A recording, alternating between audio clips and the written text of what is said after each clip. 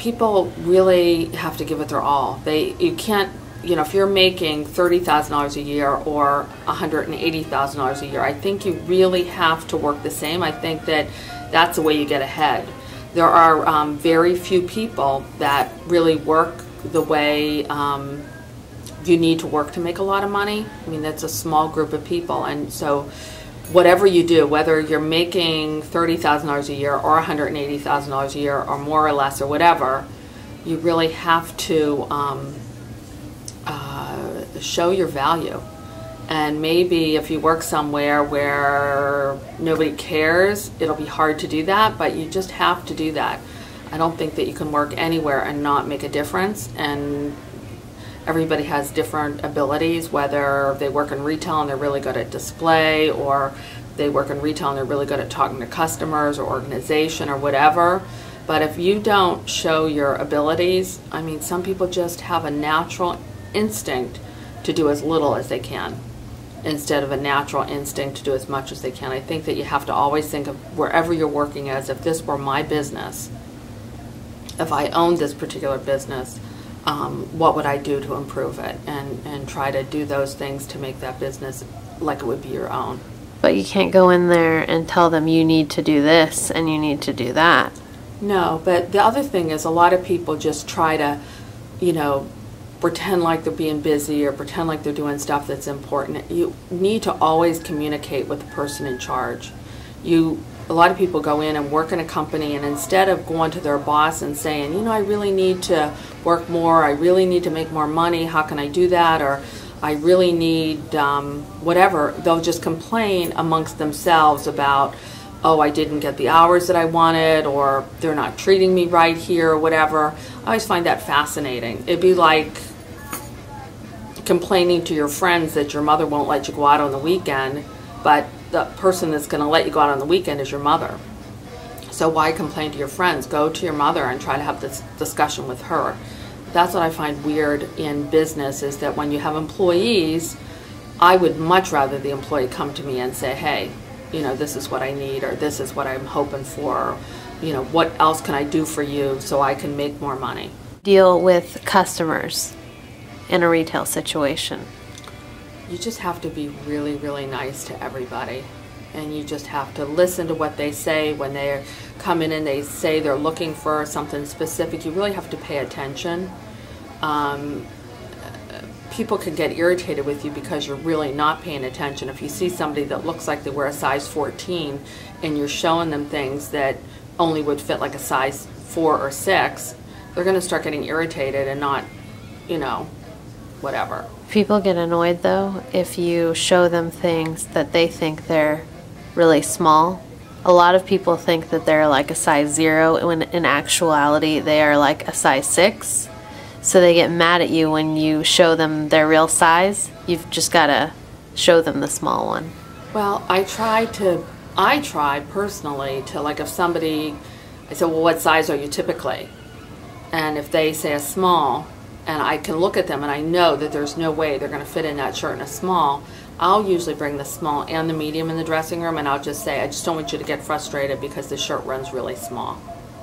Because I can tell by looking at them pretty much what size they're going to be, and I don't want to lose the sale, so it'd be stupid for me not to give them the option. Because if somebody says they're a small and then you just hand them all smalls, they go in the dressing room, they try it all on, oh, nothing worked. Of course it didn't work.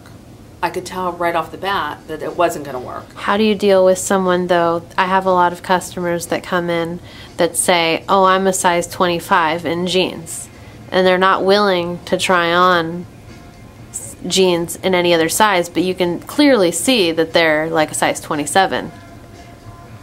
Again, I just try to be as nice as I can and just say, well, you know, these run really small, you should really give it a shot. Do I do if somebody's rude to me in a retail situation? It's usually they're trying to maybe put me down in some way, or you know, I guess that's whenever I get the most offended. If I get the impression that maybe somebody's trying to put me down in some way. How's business? They really want you to say it's terrible, we're really struggling, everything's awful. So I just think of all the good things that we're doing, and most people want you to fail. I find that to be true, is that most people, sometimes especially women, can be a little catty. And I think sometimes, women that maybe aren't successful themselves or aren't doing anything of any value themselves, they kind of want to think like, well, I don't do anything important, so I hope whatever you're doing that you think is important isn't really working out for you, which is kind of rude. But, I do get that impression sometimes that people would rather you not be successful. But if you let them think for 1 second that you're questioning your success, that will be all over town in a heartbeat. So tomorrow we'll talk about confidence. Yeah, it's all about confidence. It's all about having a certain air that you carry around. So one time, my son was coming to the store with me, and so he was maybe just a young teenager, and I had this little conversation in the car before we got to the store, and I said, Pete, whenever you're in the store, and if somebody, if I want to introduce you to somebody or whatever, make sure you speak to them, make sure you introduce yourself, make sure you shake their hand, make sure you make eye contact. And he said, well, I just don't like it. I just feel like everybody's judging me. And I said, Pete, that's why I'm telling you to act the way I'm telling you to act. They are judging you. And that's what people do. So that's how actors become famous or artists become famous. I mean, if you're not good acting, or you're not good at art, or you're not a good musician, there's no way to make you famous, unfortunately, unless you would somehow continue to practice and get better at it. But you have to show all the confidence that you possibly can. Well, you could fake it. That's part of it. That's what I'm saying. You fake it. You fake it till you make it. You just fake it till you make it. I'm sure there's tons of artists that their art is not in anywhere good, but the way that they talk about themselves and the way they talk about their art and the way they talk about their inspiration, they make people believe that it is the best thing they've ever done. That's why there are artists that can have an upside down urinal and say this is art, and it's all about the concept. Right. Yeah, it's really confidence. And sometimes if people talk about confidence or ask about confidence, it really does come with experience and preparedness, and I don't know, a lot of people don't like a lot of attention on themselves, so then if they do have to give a presentation or whatever, they get really uncomfortable. Even in a retail situation, if I feel somebody is like really into me and really into my business and really asking me a lot of personal questions and stuff, I get kind of like a little bit nervous. I can fake it pretty good, but it makes me feel a little bit uncomfortable. And I think that a lot of times if too much attention is on a person, it can make them, their confidence goes down a bit. So you always just have to be overly prepared, I guess, is the best thing. And you just have to be able to fake it. You just really have to be able to fake it. You have to be decent to people. People are like rude, and some people will say things to me sometimes that are like really inappropriate. They're always sort of judging you, but like most people that have the intention of spending are so happy to get the help. It's the people that don't really have an intention of spending that really don't want the help. That's very true. I have customers that, basically they'll just say, what do you have for me? They don't even really want to look. They just really want me to pick it and let them try on. They would rather shop like that because that's what they're accustomed to doing with me. And then they don't have to go through the process of things not working. I can look at their body and pretty much tell them what's going to work and what's not going to work. Thing in retail is to be knowledgeable about the things that you're selling and to like the things that you're selling in order for the customers that are rude, that come in saying, oh, I don't understand why this is so expensive. Right, you really, it's your responsibility. I mean, maybe it's my responsibility as a business owner to educate my employees, but you really have to have some self-initiative too. That's another thing that really comes in handy if you do have a job. Some people just need to be spoon-fed everything. They don't really want to learn on their own. You really have to have that ability. You really have to have some passion about what you're doing so that maybe in your free time or whatever, you're, just trying to educate yourself a little bit more about what you're doing. Really, it's really about listening to what people want and paying attention to what their needs are. If somebody's coming in to buy, they tell you what they're coming in to get, you may maybe want to make them aware that you got some jackets in, or you may want to make them aware that you got some jewelry in, but you don't want to force people to spend money that they shouldn't spend or whatever, but you want to encourage them to look at what you have and keep it in mind. I always feel good if somebody comes in the store, they buy some things, and they leave wanting more than they bought. To me, that's a good thing. Then I don't like to be pushy, so if I see them looking at something, I'll be like, oh, that's a really nice fit, or whatever. Or I'll say, oh, did you see this, if it's similar. Mm-hmm. But there are certain people that like come and like jump on you immediately when you come in.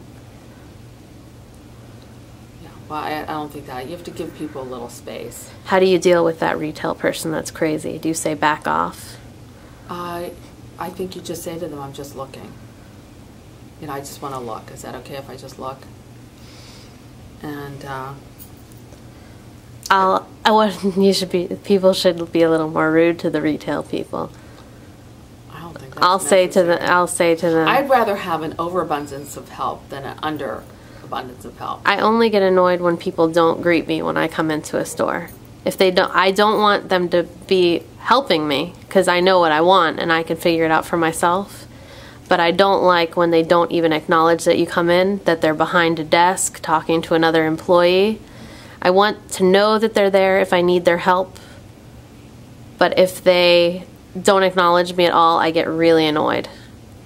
Well, then they're not doing their job. And I want to complain about them. Mm-hmm. It's rare in today's world that you get overhelp. You know, it's more likely people will not help you at all or barely help you. I don't think I come across as pushy, but I'm really a salesperson. Do I come across as pushy? I think you could. You think I could? I've never been pushy because I don't like that when I'm in that situation. Mm-hmm.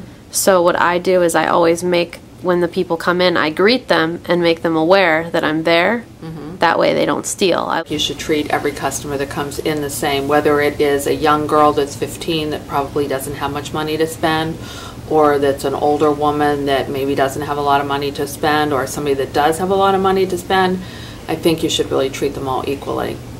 And that's one thing I always try to do is, regardless of what their capability in spending is, to really be kind to everybody so that you have as much customer base as you possibly can. So the one person that's only going to maybe be able to buy note cards and candles and a little gift here or there, you just never know. You know, you never know. And you don't want to,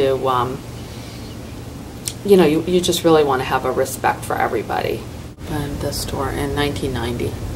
So this is the 20th anniversary. It is actually our 20th anniversary, yeah. Any customers that you have had since day one? Or are they dead? You know, one thing you never do realize in business is that you do lose. Like I did never prepare for that. You always plan on building your clientele and building your clientele. Some people move away or whatever, but I've had a fair amount of customers that have actually died, which is really sad. But I do have customers that I've had since the very beginning that are really loyal, great customers. I have customers that they pretty much buy all of their clothing from me, all of their gifts from me just about. And, you know, and I've bought furniture and artwork and all kinds of things over the years. So it's really been quite nice. How do you establish that customer? You just really treat them right. You know, you treat them right. Whenever you have to send gifts out to their kids, you just have to really listen to people. I mean, but yeah, it's interesting. It's interesting to be able to have such a variety of people, you know, watching or whatever. Mm-hmm. It's interesting. And then they can come visit us, visit Florida, stay at the Lombo Key Club. Mm-hmm. Have a fun time. Maybe you could get the Lombo Key Club to have a special Debbie discount. Probably during hurricane season. Oh, yeah. I think we have 3 hurricanes in the Atlantic right now. Really? Yeah. They're not coming this way. Oh, okay. Bye.